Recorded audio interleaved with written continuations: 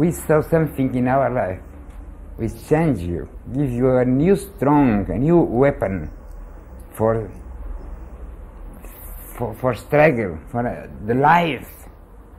Struggle for the life is something quite difficult to explain.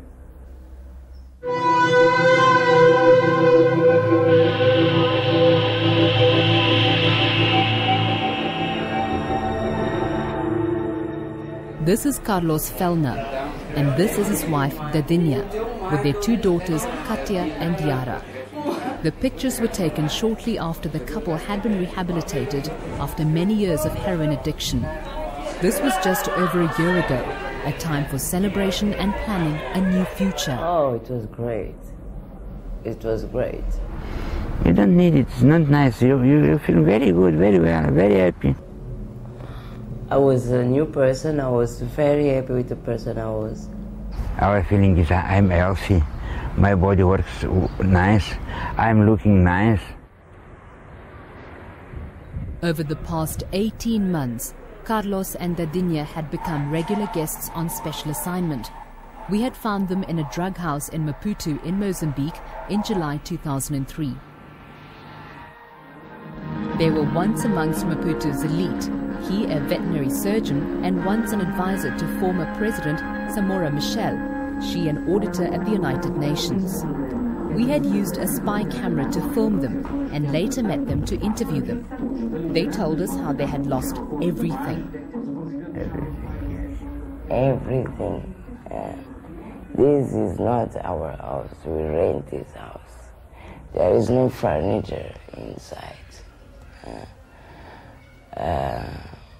And Carlos is working and have a payment monthly, but the money is only for food and for drugs.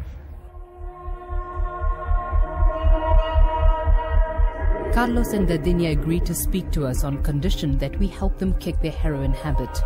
They had been addicted to drugs for more than 10 years and knew that if they didn't stop, they wouldn't live very long. Dadinha had already suffered brain damage as a result of an overdose.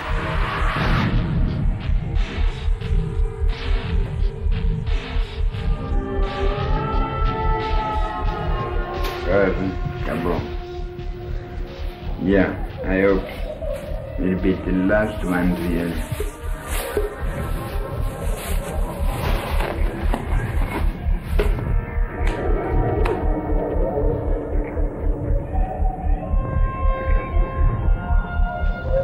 And so started their journey of recovery and rehabilitation. We brought them to Johannesburg separately. They were booked into different rehabilitation centers. Dadinha was in Phoenix House for almost 3 months. Carlos in the House of Mercy for 6 weeks. Hello, Amanda. He seemed in some ways to be the model patient. He became even a role model because of his age and because of the fact that he was so compliant with the program. He became a role model for some of the youngsters. She had to beat huge odds. She had to beat a history of all the years that she's been on this earth to change this pattern. And it can be done. One of the therapeutic modalities we use is to get patients to write a goodbye letter and a series of letters to their drug of choice. Emotionally, that she started gaining confidence, that she became assertive, that she took her own body back and she became assertive in herself and she started loving herself again. It was almost as if he was trying to kid himself by hating and saying how destructive it was in his life, but there at the end he ends off with almost a longingness never to let go. We even brought their kids to Johannesburg for family therapy and reconciliation. They had by then rejected their parents. Carlos and Dadinha hoped that they would be able to lead a normal family life after their rehab. I think Dadinha in some ways struck me as more committed to her recovery. Carlos sometimes seemed quite vague in session with me. He would say, yeah, yes. The success rate for the rehabilitation of heroin addicts is less than 5%. After his primary care, Carlos believed he was rehabilitated. He wanted to go back to Maputo with his children. Dadinha, however, decided to continue with secondary treatment at a care centre in the Southern Cape.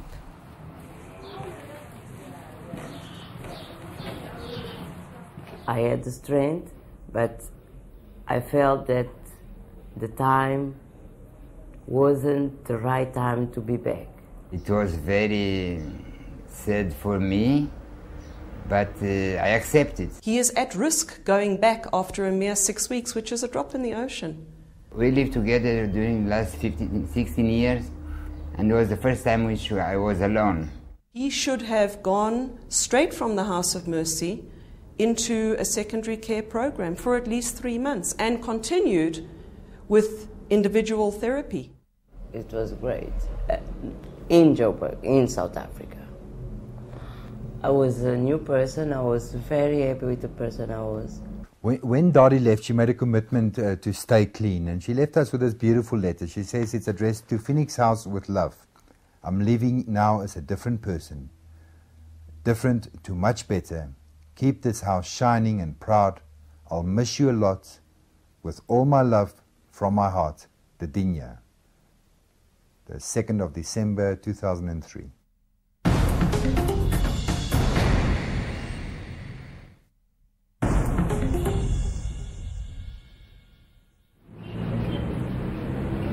Carlos returned to Maputo alone.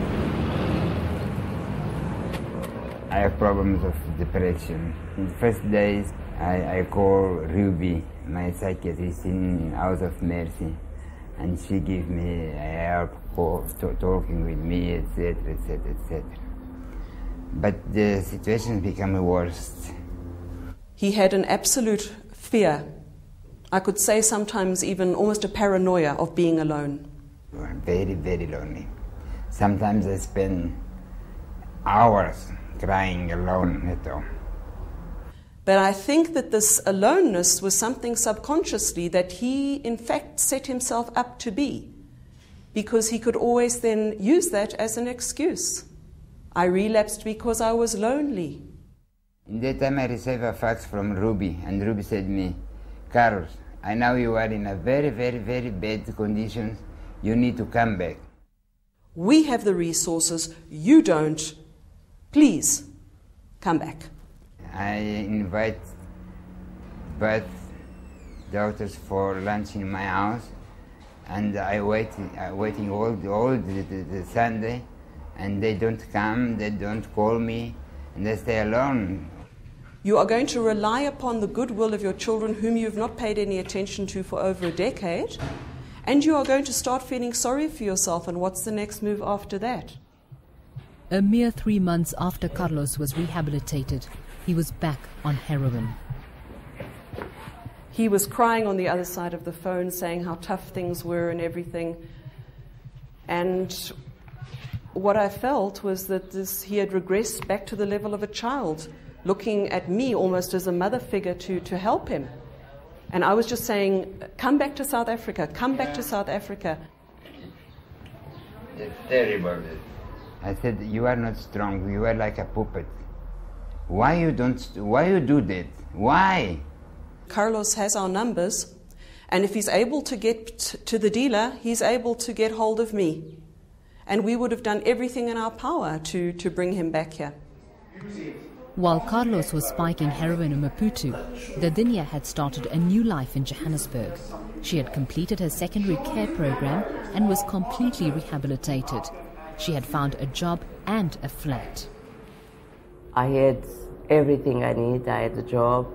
I had friends, really friends. Something that I never had before.